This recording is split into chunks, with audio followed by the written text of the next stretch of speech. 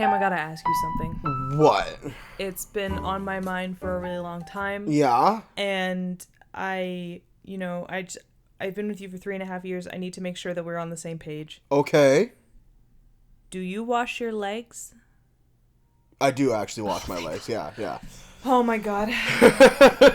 You were ready to break up with me just now. Like you were like I was so nervous. Like that was almost the end of our relationship. I was so nervous. You already don't moisturize every single day, and No. that. Yeah, I still have beautiful skin. So how about that? Listen, I love you in every part of you. I just want you to help yourself. Well, I use your moisturized stuff in the shower sometimes. Not like a lot of it because it's yours. Do you mean conditioner? No, like that little bottle of yours. Isn't that not moisturizer? In the shower? Either here or at home, there's a moisturizer. I think it's actually at your house. There's a moisturizer that you and your mother keep in the shower. Nope. I mean, I'm not crazy, Sam. I read the bottle and it said moisturizer. Nope. Like... I did buy that, like, in-shower lotion once, and she used it all, but that's been gone for months now. Okay, well, maybe it was back when I was living with you guys. It doesn't work. No? Also, no, it does What doesn't not work? Why would it not work? I tried it. Like, I put it on according to the directions, and didn't put body lotion on afterwards, and because it said you didn't need to. Right. And I got scaly skin after, Wow. like, a couple days. Damn. Yeah. So welcome to the Chill Spot Podcast. Welcome to the Chill Spot Podcast. Where you should We're just a moisturize. couple of lizards. Yeah. we're a part of the Underground Lizard Society. Yeah. We're the first podcast ever to come out. We're the poorest people in the Illuminati. I don't even know why they let us in, to be honest with you. I don't know. You fake until you make it, you know? Honestly. How was Yeah. your week, Sam? Oh, it was boring. Boring? Yeah. My life is finally calming down a little bit after the pandemonium that it was in for about, 2 months. So, I'm just kind of taking it easy, breathing, reconnecting with myself and the people that I love and couldn't talk to and hang out with that much. And I'm just trying to do that. Yeah. Yeah. Me too, actually. It's been a crazy couple days, you know. It's just it's just been it's kind of odd. For context, like me and Sam were a part of a show. It was a part of a festival, and now that's over. Mm-hmm. And then the week after a show, like the post-week show, post-show week is always like, all right, well, my life is back to normal. Like, yeah, it's really weird. You spend like... I got to pretend to be an actor for a little while. Exactly. You feel like, oh, well, that was a fun little time. Now I feel like it's like the part in Aladdin when like a whole new world is finished and like he just like and you just turn the movie off. Yeah, it's like that. It's like, imagine you watch Aladdin up until a whole new world and then you just turn the TV off. Yeah, I had enough. It's like, wow, you really like set up a story there with the protagonist and you met the genie and everything seems wonderful and then you went on this magical, wonderful adventure and then everything just goes black. Yep, and everything worked out. Yeah. That should be it. That's how the new Aladdin should have ended. Like, Will Smith comes out and he's like, you ain't never had a friend like me, haha! And then, like... the projector just cuts out and they give you a free movie pass. Yeah, and it's just like... I haven't seen the new Aladdin. I want to see the new Aladdin. Yeah, I'm down to see it. I just don't know if I want to pay, like, $20 for a ticket to go see it. I'll go on, like, half days. Yeah, or use, like, scene points. Do you have scene points still? Probably not a lot anymore. My last 3 movies have been free, so I'm probably running low in the tank. Yeah. But, speaking of the Aladdin movie, I actually saw this really cool video on YouTube that was someone who had cut together a duet between Robin Williams and Will Smith for Friend Like Me, and it was awesome. Like, they layered the audio really nicely, and it was almost like there was no visuals, of course. It was a picture of Robin Williams' genie, and then Will Smith's genie drawn in the art style of Robin Williams' genie, but it looked like Will Smith still. And it was really well mixed, and it crescendoed into, like, you know, the last note, like, never had a friend like me. Like, but they both did it, and they were all in sync. It was really cool. That's cool. Yeah. I'm glad that people aren't shitting on Will Smith in that movie, because... From what little I've heard about... That he's the best part. No.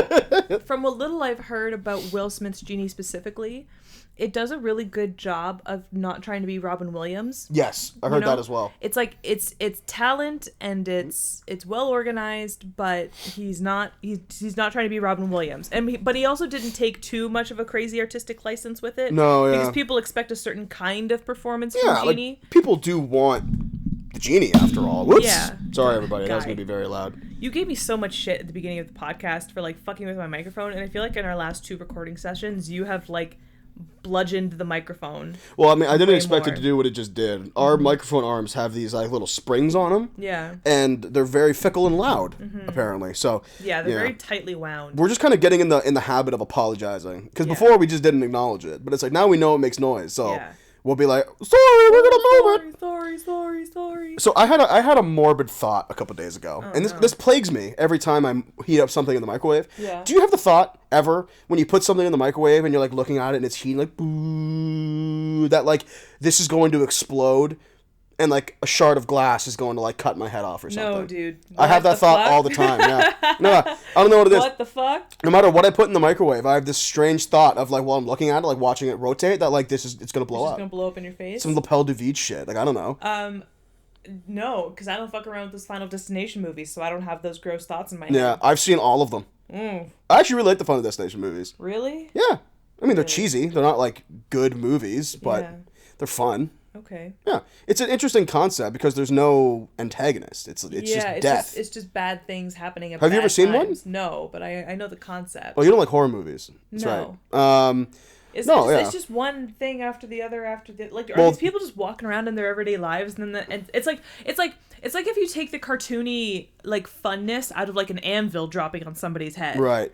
Yes and no, because the way the movie works is that every single Final Destination movie starts with a big catastrophic event being like one of the characters has like a That's So Raven-esque vision of the future, and it's always like the way it works because they kind of get you. The way it works that the scene starts, it's huge and catastrophic. All of the main characters that were just introduced die gruesome deaths, and then it's like zoom out of the eye, and one of them's like, "Oh, we have to get off the plane, or we have to get off the highway, or like we get off the train," you know, like, and then it's a big freak out, and then the thing happens, but all of them survive now because of the one character had intervened. And the idea is that like death doesn't like to be cheated. Yeah. So if you survived this catastrophic event due to some act of clairvoyance, he's now coming after you, or he being personified as death is coming after you with these like wacky ways. And the idea is that that every Final Destination movie is about? Yeah. Like it follows the exact same concept every single time. Because I remember seeing a trailer for that. For I think like for Final Destination 5, like one of the very later ones. Yeah, that was the last one they did was 5. Yeah. It was just called Final Destination. Okay. It was the reboot. But it was also technically a prequel. Yeah. That's actually kind of clever because the first spoilers for Final Destination, I suppose, if you really care. Yeah. The first Final Destination, the big event that kills a bunch of people, but then the main characters then dodge in order to set the movie off into its event is a plane explosion. Like a plane takes off and it like explodes, and then the movie starts. So the last movie, Final Destination, the reboot, ends with the main characters from that movie getting on that plane. Okay. And you don't know it's a prequel the whole time. So like they sit down in the plane, like, we're going to go to France. Yeah. It's going to be so great. And in the background, there's like a scuffle. Because the way that happens in the first movie is that the main character is like, we have to get off this plane. We have to plane right now. And he like gets up and starts like pushing people. And like he gets like escorted off with all of his friends. So that happens in the background. They're like, what's going on? Like, there seems to be a bit of a scuffle. Huh, that was weird. Fucking plane explodes. And it's like, oh, it was the plane from the first movie. Wow. Yeah. Full circle. Yeah. Now, they're half-decent movies. It's if you like gore, you'd enjoy it. Yeah. It's kind of one of those. Okay. It's like a slasher without a slasher. Okay. I mean, I'm not sold on it at all because those aren't my movies. No, but like, you wouldn't enjoy it because it's just violence. Yeah. like, it's just people suffering. Yeah. Yeah. Although I will say, like, I am like attracted to the idea that there's nothing or nobody that's like making these people's lives hell. Yeah. You know, it's just shit. It's death. Yeah. Yeah. The idea that like you can't cheat death. Yeah. No, but in the later movies, in the first 3 movies are essentially the same movie, where it's like you cheat death and then you die, and then sometimes you live and you get a false sense of security and then you die. But in the later movies, they started playing with the idea of like, okay, so if we cheat death, how can we uncheat death? Can we pay our debt back? Can we be like, if one of the characters comes to the conclusion that if they kill someone, they pay their debt, and death won't come after them anymore. Huh. So like, you know, it becomes, that's why the 5th movie is kind of weird, because it does end up having a bit of an antagonist. Yeah. Like near the end, like one of the main characters goes like psycho and is like, well, if I kill you guys, I'll live, so I'm gonna kill you. Yeah. And it becomes kind of like a good guy, bad guy scenario. Yeah. Which was a little, I guess, strange for the series. But whatevs. Yeah. I like those series. They're not so bad. I mean, I think it's kind of corny to think that, like, death is this, like, transactional being. Yeah. Where it's like, it doesn't really matter who dies. It's just like, no, I just have to take bodies. It's It's like, no, like, we're all human and we all have our death. So, like, I don't think you can really trade. You can't keep trading souls to be immortal. No, my favorite Like- idea of death has to be like the Family Guy, Norm Macdonald, Grim Reaper. Yeah. Like, he's just kind of a jokester. Yeah, And yeah, he's like, yeah. yeah, you're dead, so come with me.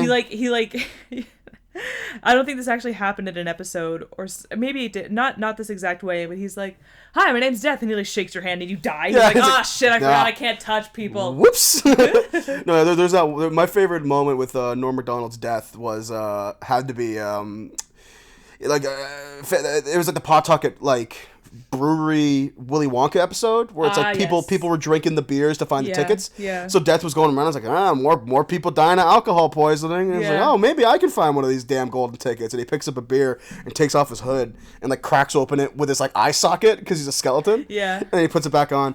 And then he like walks out and he's all drunk and he's just like, gets in his car. He's like, okay. He like fixes his mirror. Yeah. It's like, you can do this. And he Yeah. eats a stick of gum. Like, okay. Turns his car on. Right into a Yeah. cop car. Cracks my shit up. Yeah, that's funny. That's really, really funny. That's really funny. Yeah. Drunk driving's hilarious. It is, right? Thank you to everyone who participated in the Chill Spot Drunk Driving Challenge.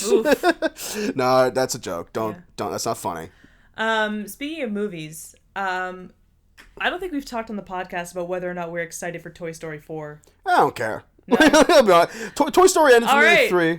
That's the end of that question. Yeah, well, it's true, right? Like, I tried, everybody. Thank you. It's like, I don't know, man. Like, I watched the trailer for Toy Story 4, and it's not that I don't think it looks good or bad. It's just I'm officially done.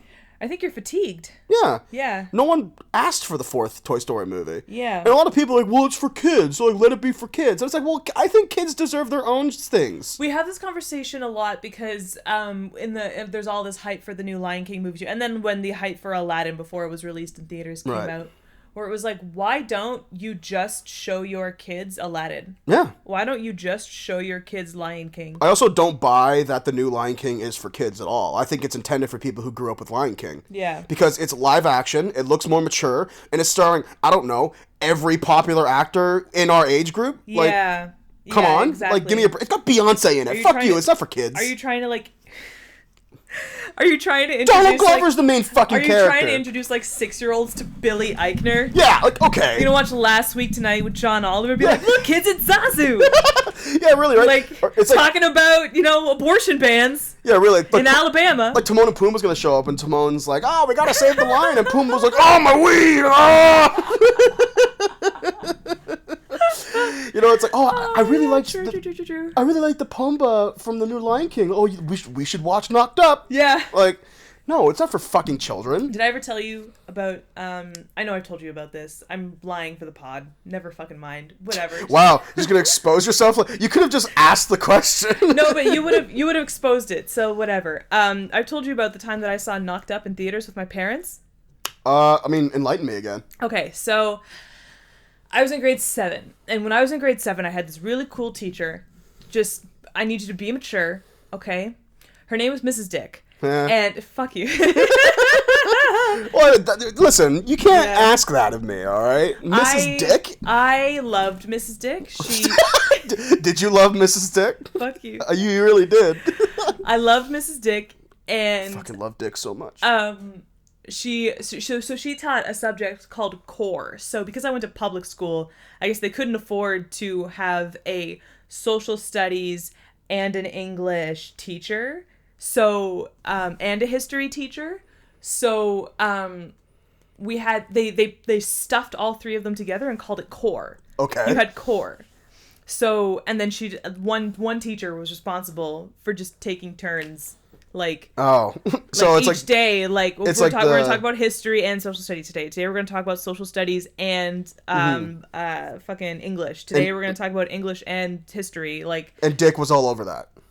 okay, yes, she was actually, and I loved her. She was like that fun, quirky teacher.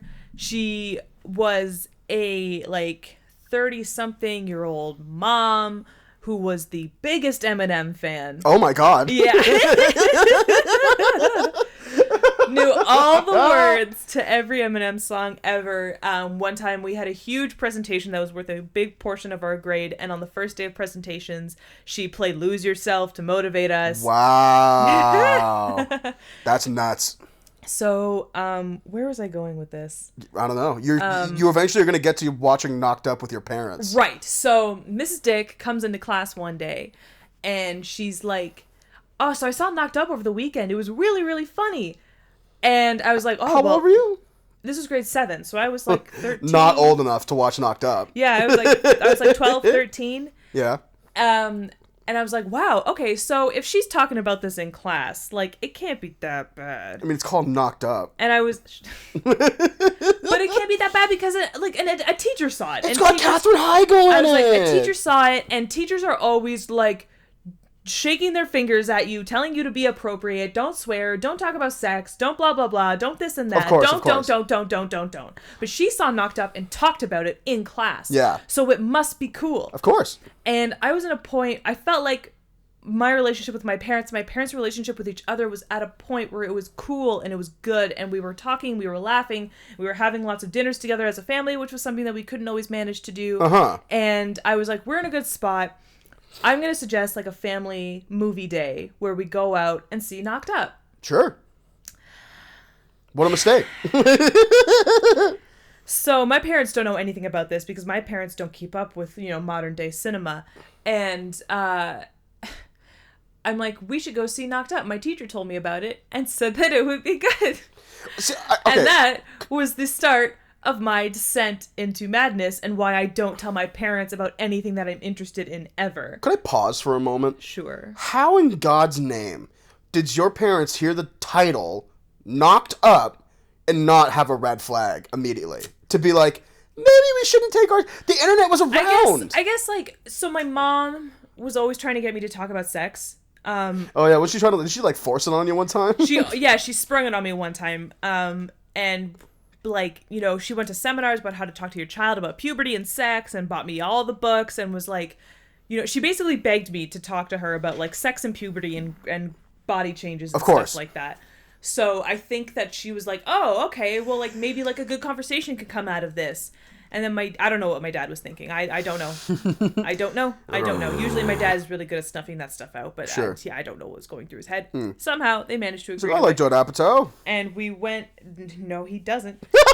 And we went, and it was probably the worst movie experience of my life. Yeah. So we sat. It was my dad, and then my mom, and then me, and I was like at the end. We were in like I don't know why, but we chose to be like kind of up against the wall.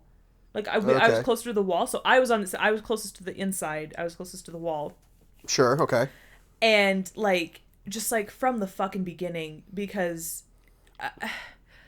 Seth Rogen's character is like a loser. He's a pot smoking loser. Yeah. Yeah, he's like starting. I think his whole thing. He doesn't really have a job at the moment, but he and his friends are starting a website. Yeah.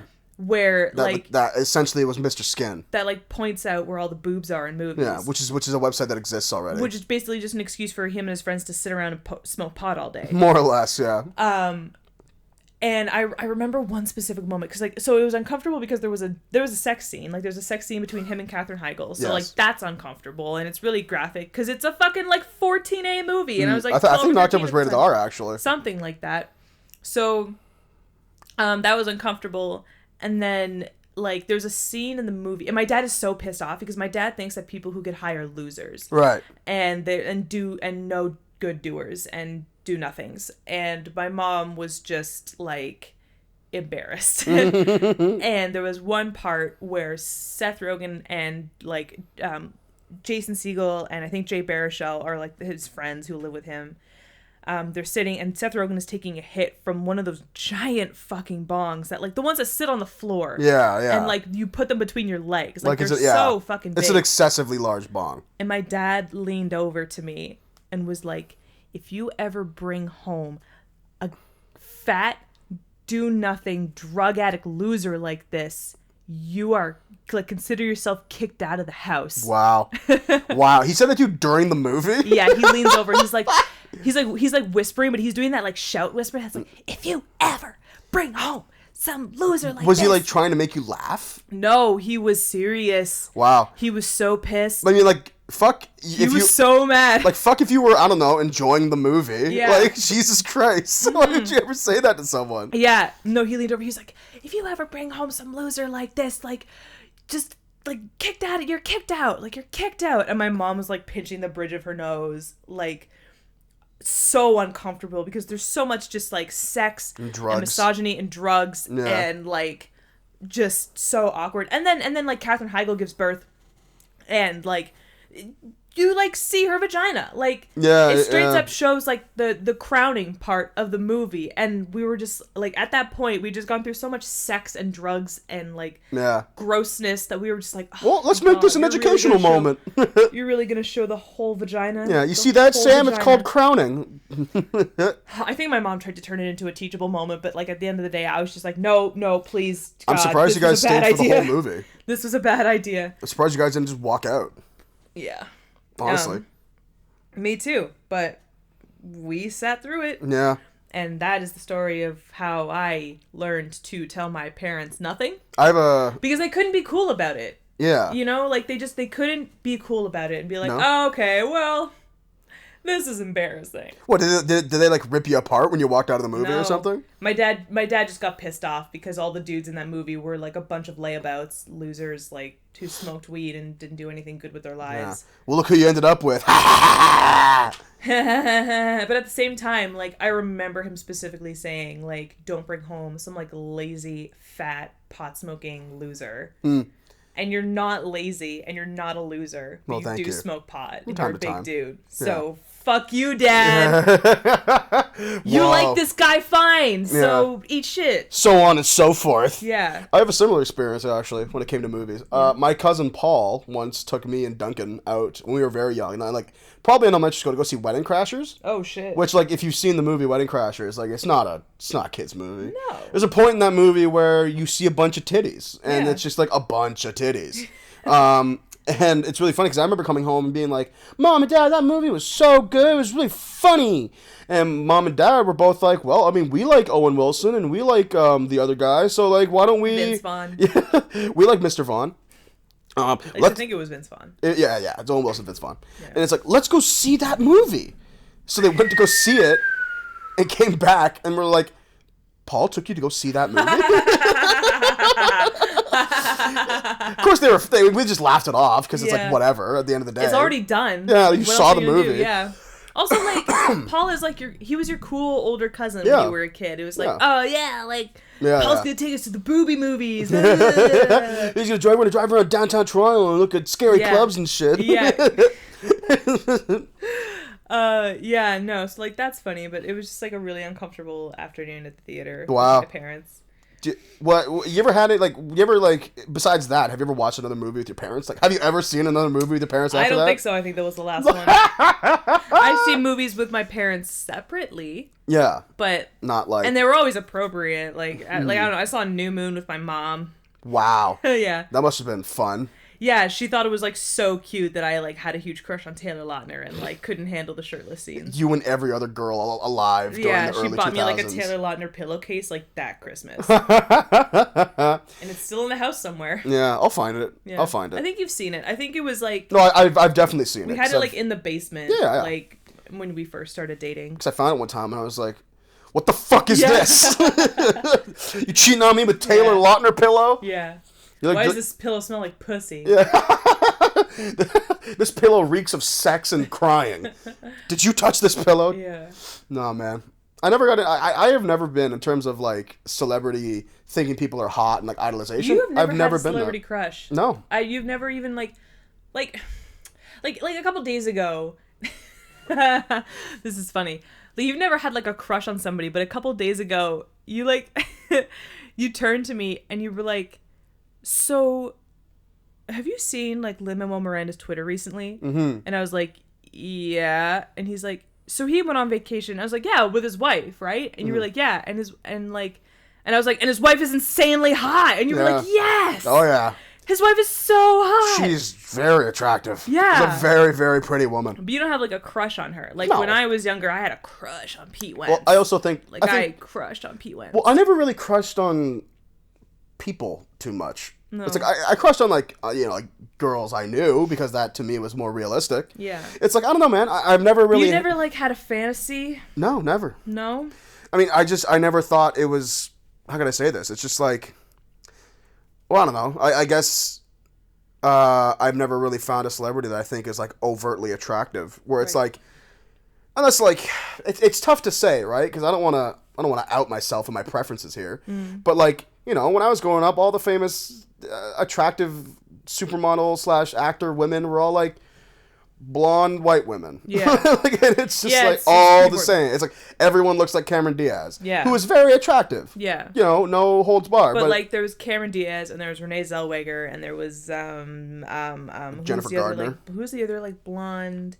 I guess Renee Witherspoon.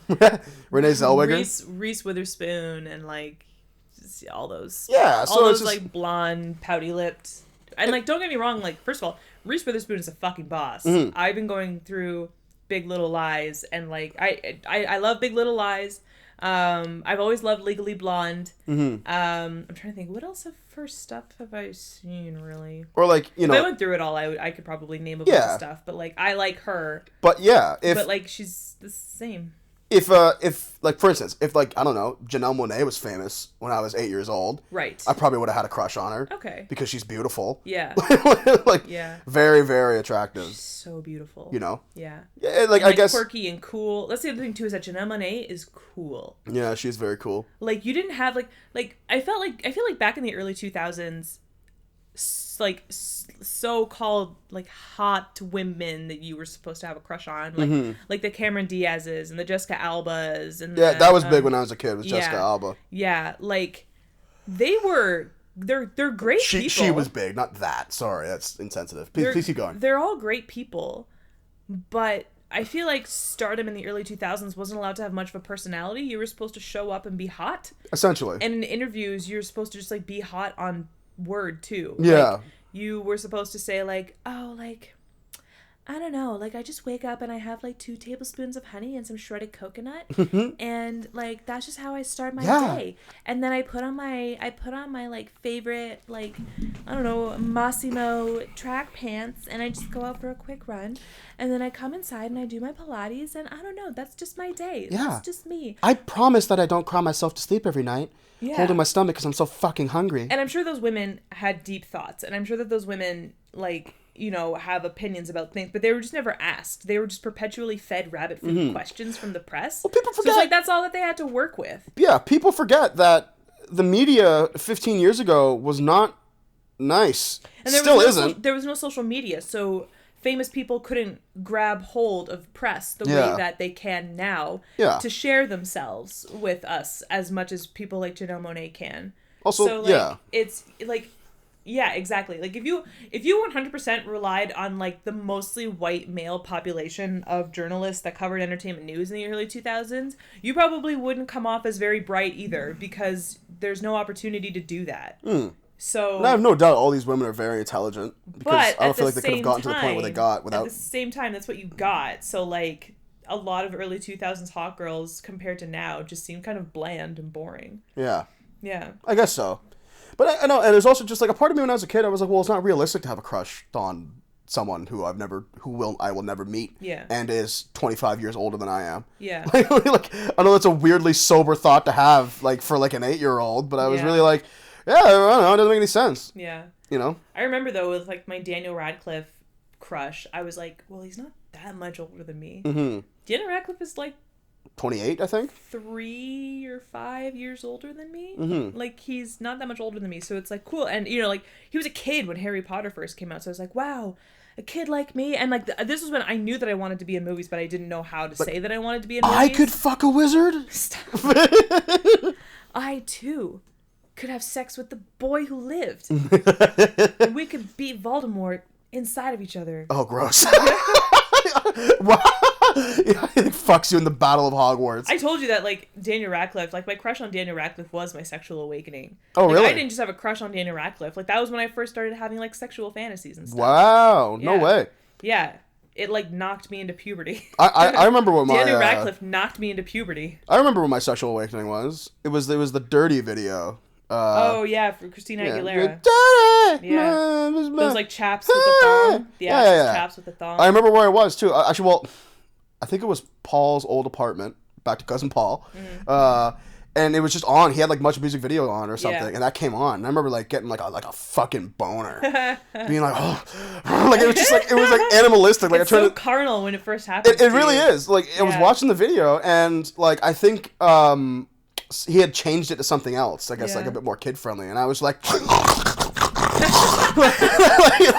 fucking snarled at him. And then I remember, I here's how fucked up this was. I remember that he only changed the channel up 3 times. So when he left the room, I was like, whoosh, and like, and like turn it back on. Yeah. And like didn't know what to do. I didn't know what masturbation was yet. So I just like sat there with a fucking boner. Yeah, just like feeling. It's like a tingly feeling. You're just like, oh god. Oh my god. It's like hurts, but it's nice. Yeah, it's a good hurt. Oh my god. Dirty. I remember, back in the day, there was something called like the Saturday Big Picture in the local paper every day. And, like, whenever there was a new Harry Potter movie coming out, it would always be at least a picture of Daniel Radcliffe or a picture of, like, him, Emma Watson, and Rupert Grint. Sure. But he always looked so good. Yeah. They always got, like, really good pictures where, like, he looked really good in particular. And I had all of them hanging in my room. And, like I would look at them and I'd be like, oh, God. I really want to kiss him. I really want to kiss him. I really want to kiss him so bad. Have you ever kissed, like, pictures? Yes. You have? Yes. That's so lame. Oh, my God. Sorry I can imagine, like, young Sam. You're still the exact same height, but you're, like, 13 years old, like, sitting on your bed, like, looking at a picture of Daniel Radcliffe, and just like, oh, Daniel. Harry. I remember seeing you lean in. You're a wizard. You're my wizard. You make my boy live. Yeah.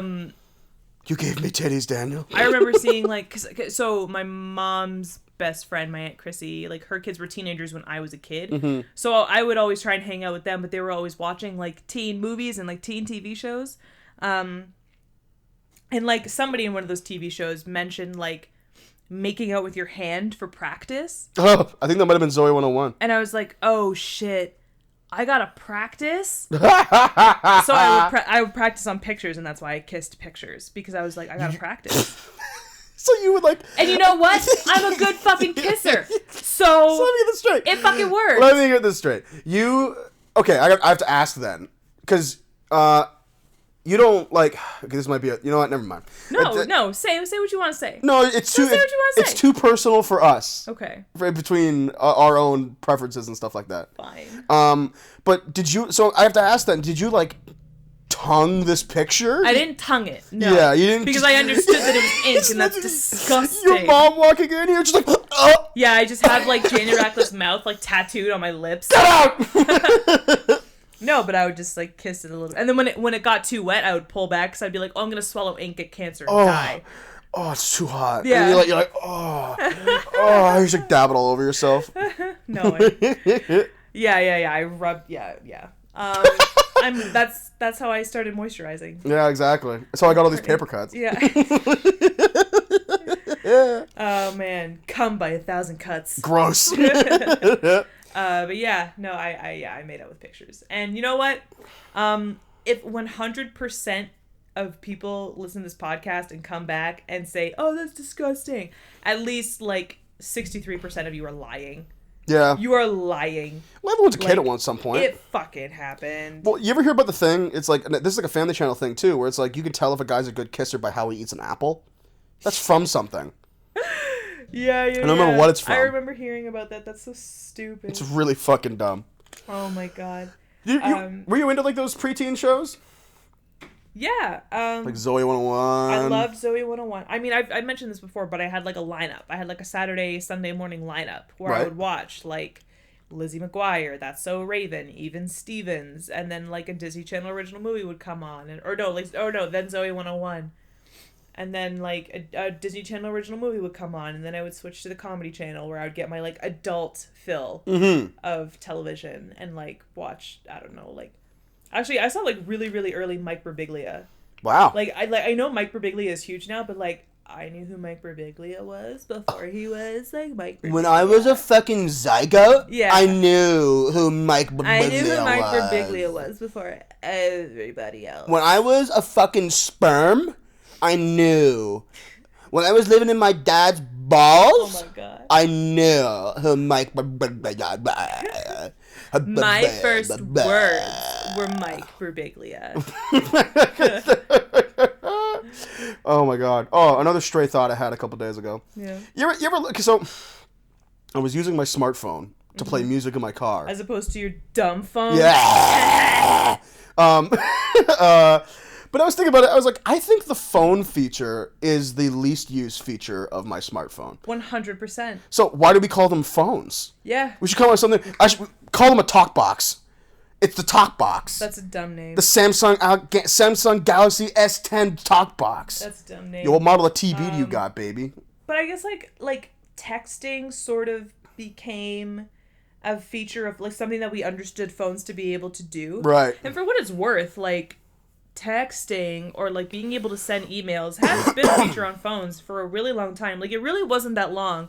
Like since cell phones have been commercial and like multiple people have had them, it really hasn't been that long since phones have been able to, or since phones haven't been able to text, you know? Yeah. I mean, Like I we remember... had phones that could do that could make calls for like a generation. There My was, like, a first Nokia ever cell phone generation. could text. Yeah. It was one of those textings where it's like you have the Yeah, the three keypad. Yeah. number or 3 letters attached to a number. Yeah, like T9 and stuff. and you had to like Yeah. I got so good at that shit though. Yeah, me too. I was really fast. I could do it without looking. Me too, I yeah. could remember like which letters were on which pad and like type it out. And then I upgraded the BlackBerry and that was just it was a dream. Yeah, changed Man. everything. I miss keyboards on cell phones, to be perfectly honest I with can you. still, you know what? I'm indifferent.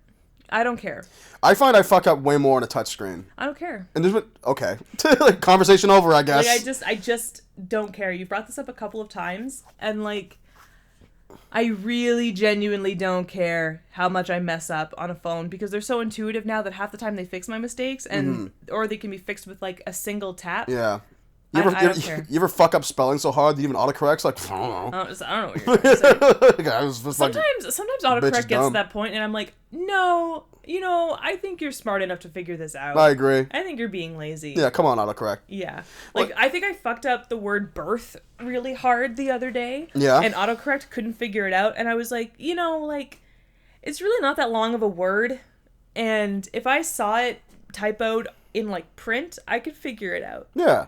I don't know why this phone can't figure it out. Listen, I know what this word is. Am I smarter than autocorrect? No. It gives me comfort that the robots aren't taking over anytime soon. Yeah, really. Yeah. What the fuck? My phone fell out of its case. Oh, well, What the hell? I guess robots are taking over. Never It's a mind. fucking travesty right I now. want to break free.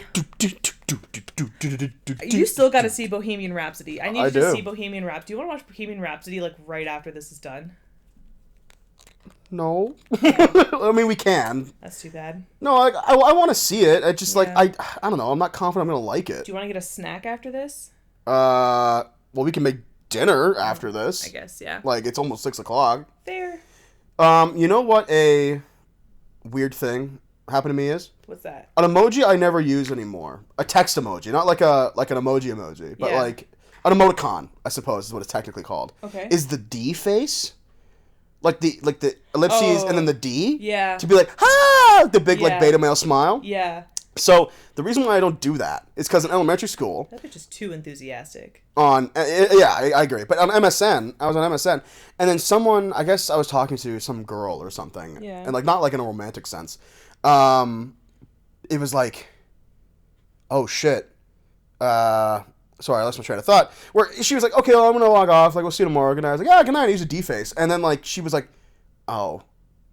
did you just use a D-face? And I was like, yeah? And she was like, oh. And, like, logged off. And, like, from that day, I swear to God. Emoticon shamed? Yeah. I got shamed on MSN. I got raked over the coals. Oh, my God. For my usage of emoticons. Oh, my God. Man, MSN was the Wild West back in the days. It really was. I remember... I don't know how this girl got my MSN because I did not know her, but I guess she got it from my one and only middle school boyfriend at the time, because she was friends with him, and like we had just had a dance, and I danced with him at the dance. It was my first ever dance, like the first time I ever slow danced with a guy, and she was like, "You and Levi looked so cute." My friend leaned over to me and she was like, "Oh my God, look, it's the Twin Towers." Oh my God. Jesus.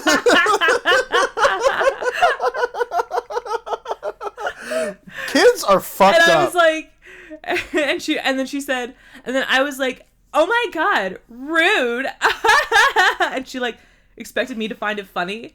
And like, I think I've mentioned this before too. 9/11 hasn't really sunk in my head. Still? I have respect for it. It's been 18 years. I was so young when it happened, and I was so far removed from like the news and like just what it really meant to have an airplane hit a tower. Yeah, man. You ever seen footage from that shit? It's fucked up. That I just... Here's a clip right now. I just... I'm not gonna, obviously not gonna do that. Please don't... I'm so sorry. Please insert a picture. Like, just put in whatever meme is current at the time. Yeah. Like, I just didn't know what to say because I in my head, especially in like 2006 when this happened, 9/11 was like, yeah, it was terrible, but I didn't get it. I had no stake in it at all, so I just didn't know what to say. I was like, oh, ha. Bye. Anyways, my mom's calling me. That was the best cop-out. It was like, oh, my mom... Because that was back in the day of family computers. Right. So I could say shit like, oh, my mom needs a computer. My dad needs a computer now. I gotta go. My go-to was shit, comma, G2G. And then just not responding afterwards. Someone would be like, hey, man, what's up? I'm like, oh, shit, gotta go. Just like log off. Oh my God, that was so funny. I swear to God, MSN is responsible for all of this generation's anxiety around technology. Oh, 100%. Because when you were on MSN... Signing in and signing out and signing in and signing out so that they would get the notification over and over and over again. Did you used to do that to get like boys' attention and shit? I didn't, but I know girls who did. Me too, but the thing that pissed me off was like... Like, I would go to a sleepover, and some girl would be like, I like so-and-so, and then they would, like, sign in. They would just sit at the computer, signing in and signing out and signing in and signing out, and I'd be like, can we do something? Or, why don't you just talk to him? Yeah. You could just be like, hey, what's up? Literally anything And he's like, shit, gotta go. Yeah. But, no, it used to drive me crazy, because I knew girls used to do that too, but I always knew it wasn't for me. Yeah. So I would just, like, sit there, so and just, like, the notification. And I'm like, okay, who are you trying, like, what kind of 8-year-old dick you trying to get right now? Like, yeah. No, yeah. This wasn't over MSN. This was over telephone. Oh, shit. Okay? This was over telephone. Oh, are you an old woman? Yeah. So, I had my birthday party. This again was in 2006. This was, like, the winter before I finished grade 6 and went into grade 7. So, which is weird to think how time happens. But I had my birthday party. And one girl that I invited, her name was Christina. Christina was dating Nick at the time. And we had just gotten back from a like grade 6 camp retreat in December where Nick kissed Christina on the cheek. And we were like, holy fucking shit. Nick kissed Christina? What? What? What? What? The fuck? What? They're like boyfriend and girlfriend. Oh my God. Holy shit.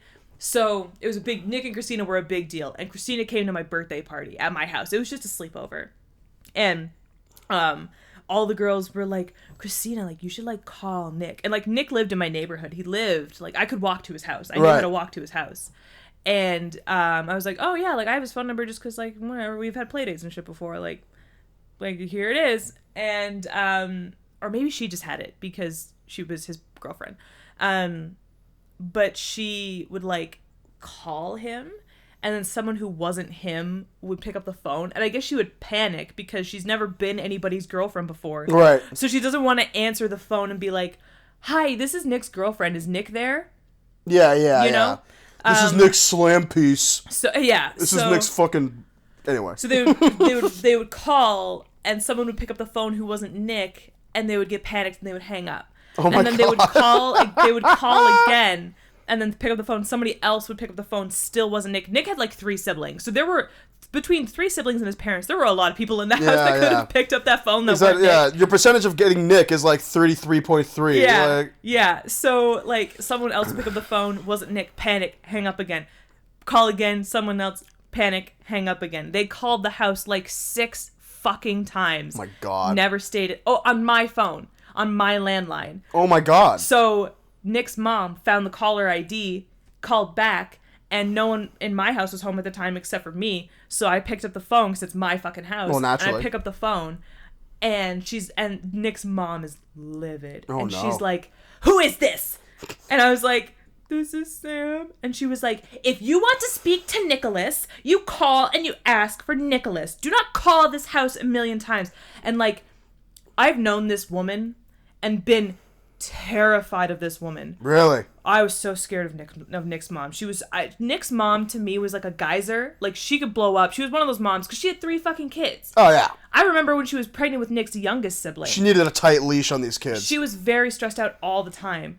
She was nice, but she was just stressed out all the time. And I just felt like she was always ready to blow, and I was like, shit. I've managed to dodge it for so long, but it's finally happening. Like, she's yelling at me, like, and I'm terrified. And she was like, "If you want to talk to Nick, like, you call and you ask for him. Do not call this house a million times." I'll kill you, little girl. She may as well have said that. Kill you. Of course, like, I'm an adult, so, like, I understand. Yeah. That's annoying, and you want it to stop. And these kids are being ridiculous. These little girls are being ridiculous. So, Nick's mom, if you ever find this, we cool. But, like... I remember you, bitch. She, at the time, as an adult who has never yelled at that particular child, being me, I was so scared. Right. To just receive all of... And I didn't do anything. Yeah, yeah. I actually was not present for any of this. Did you throw her under the bus? I was like, "You guys are being ridiculous. Please stop calling this house. Can we just do something, please? Can we stop talking about fucking boys, please?" No. So I'm receiving all this ire for something that I didn't do. And Did you just take so it? scared. I was like, "Yes, ma'am. I'm sorry, ma'am." And she was like, "No, don't call me ma'am. Wow. Do not call me ma'am. Don't ma'am me." Did she not realize you... How old were you? Oh, I was in grade 6. Wow. I was like 12. Did she not realize she was talking to a child? I don't know. Wow. I don't know. But, Nick's mom, we're not cool, all right? I don't think that's cool at all. No, it's fine. We're fine. But, like, I was so scared. I also had never called an adult ma'am before. But I was just so scared, shaking you're to my core, "Oh, that sorry, I was ma'am. like, ma'am. Ma'am. Sorry, ma'am. And Ma'am. she was like, "No, don't call me ma'am. Stop calling this house." Listen here, you little bitch. And I was like, "Okay, I'm so sorry." And I hung up the phone, and I got so fucking mad at my friends. I was like, "I don't know if you guys think this is funny. I don't know if you guys think this is a fun thing to do, but it's not funny." And I went and I locked myself in the bathroom. Oh my God. In my own bathroom at my own birthday party. Oh my God. And I just sat. I didn't cry. I just I stared out the window. You looked in the mirror. I just caught my breath. I was like, and like my friends knocked on my door and apologized to me, and then like I had a birthday party for the rest of the night. But like, I was so scared. You tell stories about your childhood that make me be like, huh. Like, wow, that's pretty sad. Yeah. It's like very upsetting. I mean, I think it's hilarious. No, now. it is funny. But, I'm just like, but like, realistically speaking, where it's like the reason why I think it's upsetting now at this point is because like this is like the 5th story you've told me in our relationship, more than 5 actually, where you've been like, you've earned the ire of someone not due to your own actions and due to your shit friends being shit friends. Yeah. It's like, Jesus. Yeah. Yeah, I needed new friends badly, faster than I got them. But yeah. But now you have me. We live in this 10 by 10 room and record podcasts. Yep. Yeah. We share the space. We never leave. The No. lights are dim. Yep. And I haven't seen daylight in 12 years. Oh, see, this light still has all of its lights. That one's missing one light, and that one's missing two. So soon we'll just be in complete darkness. Complete darkness. And that's nothing we can do about that. And you know what? I would rather be there than. So be sure to hit subscribe and hit that bell so you can give us some money so we can buy some light bulbs. I would rather be stuck with you in a dark but hot room. Yeah, really. Somehow. We're in a dungeon. Yeah. I would rather be stuck here than with the friends that I was friends with in elementary school. Yeah. Because they weren't friends. No. You know? They didn't sound like friends. Yeah, no, they weren't very good friends. Yeah, that's an interesting transition. Like, Yeah. I didn't really have any of that. Like, I'm not friends with some of the people that I was friends with in high school really anymore. No. But I hear stories about people who are still, they're like, we've been best friends since elementary school, since we were 12. And it's like, how did you go through all of the changes that happen in someone's life and come out still agreeing with each other enough to be friends and it's want like, to spend time like, together? I am friends with my current friend group is all the people I went to high school with. Yeah. But those are people like during high school we weren't like as tight as we are now. Right. And over university we got tighter and it's just been like now it's just, the way it is. But I don't know, man, like I think about my old friendships and it's like I don't ever think that it ended and be because of anything necessarily negative. I didn't distance myself because I was like, ugh, like fuck these guys. Yeah. It was natural. Your life takes you in different directions sometimes. Yeah. And that's just the definitely. way it is. Yeah, it happens. That's just the way it is. Some things will never change. I thought it was things will never be the same. I think it switches between those two. Oh, okay. Yeah. So we're both right. Yeah. Good. Yeah. Good. Yeah. Ah! Yeah, high five. If you can hear that high five on the That readout. fake high five. Sounds like wieners slapping against each other. So, I mean, we're not at an hour yet, but we're at 51. Do you maybe want to do one more thing and wrap it up? Okay, yeah. Do you have you ever been embarrassed? Like, do you have any, like, embarrassing stories? I used to... You wanted to, like, die? I don't wonder about that. If I ever been, like, genuinely embarrassed. It just reminds me, because, like... You start. So, I'm obsessed with Big Mouth, and so I'm trying to find out everything I can about the making of Big Mouth. I was like, how was this show written so well? So I read a lot of interviews with like Nick Kroll and the writers and stuff like that, and they tell stories. And like one story that Nick Kroll tells in a lot of different interviews, which is fair, I'm not blaming him for it, but like is about the time where like he was standing in front of his, for some reason pantsing was like a huge thing in a school when he was a kid. Me too, actually, when I was a kid. Wasn't for me, thank fucking God. Because you're a girl. You pants a girl, you're going to jail. Fair.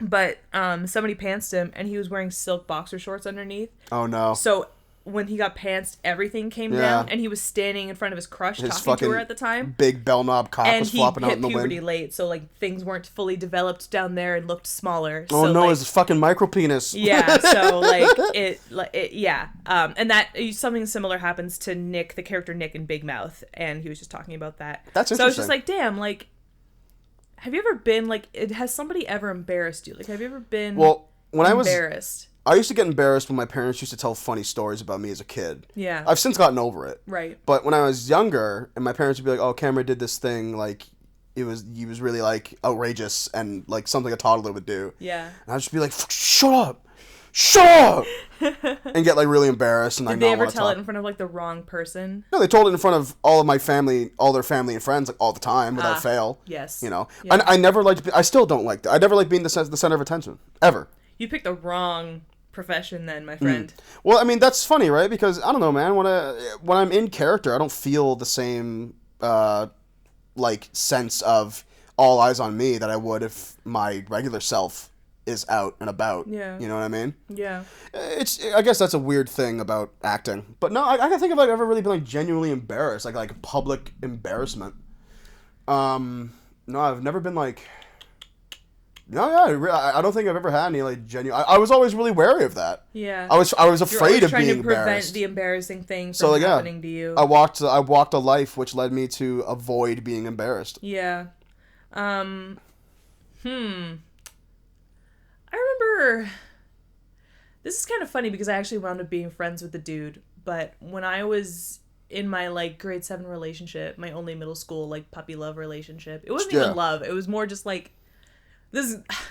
You make me feel so young. This is gonna be a really like sad thing, but like when my grade 7 boyfriend like started showing interest in me, the only reason I really kind of went out with him was because like I was like, okay, so you're ugly, Oh my And, God. this isn't gonna happen to you ever again. So take this experience while you can. You meant like you're ugly. Yeah. I thought you meant like, well, No, the dude was cute. this guy's a fucking foot. Yeah. So I guess I'll just date him because he likes me. No, I was like, Sam, listen, like, you're not exactly attracting attention like your friend Mariah over here. And this is probably going to be the only time this is happening to you. So take it.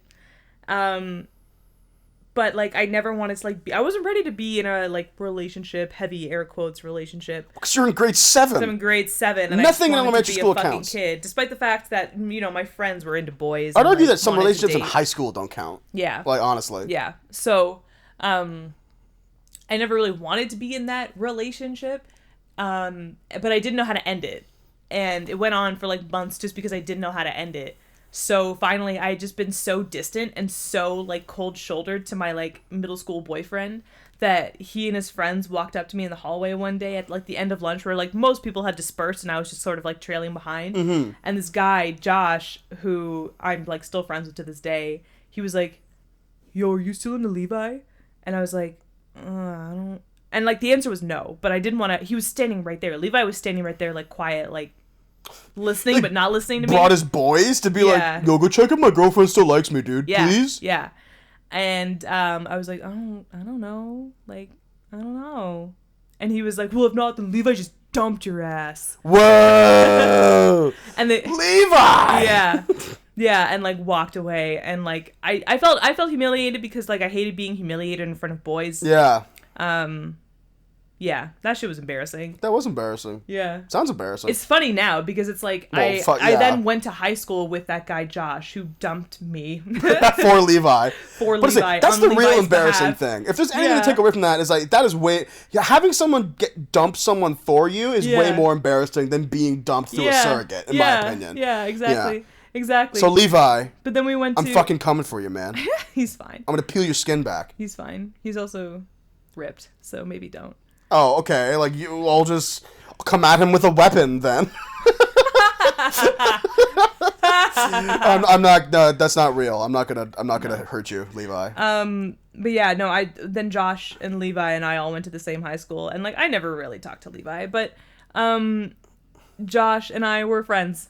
Nice. We actually went to the same university, and I ran into him sometimes. Oh, we went in to the arts UW? quad and stuff like that. Yeah. Wow. And I would see him, I'd be like, "Oh my God, Josh!" And, like, we catch up and shit. He's a really nice person. That's so cool. I wish for nothing but the best for him. Yeah. Even though he dumped you for his buddy. Even though, yeah, he dumped me in grade 7. Yeah. Well, what's today's lesson, Sam? Today's lesson is don't see knocked up with your parents. Yep. Tell them nothing. Share nothing with them. And if you're afraid to break up with your partner, ask your best friend to do it for you. There's always a best friend to do it for you. Yeah. Yeah. Yeah, that's I feel part like of we being need a one best more friend. lesson. I feel like we do these in 3s. Yeah, we need one more. Don't share with your parents. Get your best friend to do your dirty work for you. And don't stare directly into the microwave, because it might explode and kill you. It might explode and shards of glass will fall into your eye. There you go. There you go. 3 important lessons. Yep. All of those things will keep you from being embarrassed. It'll keep you from dying. Yep. It'll keep you from having a close relationship with your parents. Yep. So, our social medias will be where they always are. Yep. Thank you for listening, everyone. Thanks, everybody. And we'll see y'all next week. Later, Gators.